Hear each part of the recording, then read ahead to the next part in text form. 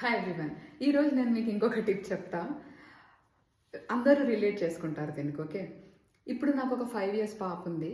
ఆ పాప ice cream అడిగితే నేను దాన్ని స్విగ్గీలో ఆర్డర్ చేస్తానా, జొమాటోలో ఆర్డర్ చేస్తానా, షాప్కి వెళ్ళి కొంటానా, లేదా పక్కింటి నుంచి దొంగతనం చేస్తానా అన్నది తనకి అనవసరమైన విషయం. అంతేనా కాదా? తనకి ఏం కావాలి? ఐస్ క్రీమ్ కావాలి. అది ఎలా వస్తే తనకేంటి?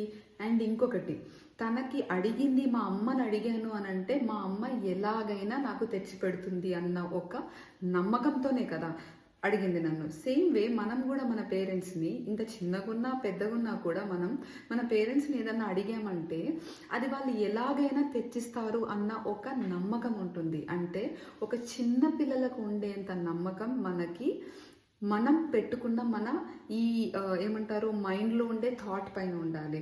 ఒకవేళ ఈ వెయిట్ లాస్ గురించి మాట్లాడుతుంటే నేను ఖచ్చితంగా నేను అనుకున్న ఐడియల్ వెయిట్లో ఉంటాను అని మీరు ఇక్కడ అనుకున్నప్పుడు దానిని చిన్నపిల్లలు ఎలా నమ్మారు అన్నట్లుగా మనము మనల్ని అలా నమ్మాలన్నమాట. అంటే నమ్మకం, మనల్ని మనం నమ్మడం, అది ఖచ్చితంగా జరిగి తీరుతుంది అన్న ఒక విశ్వాసం అనేది మనకు ఉండాలి.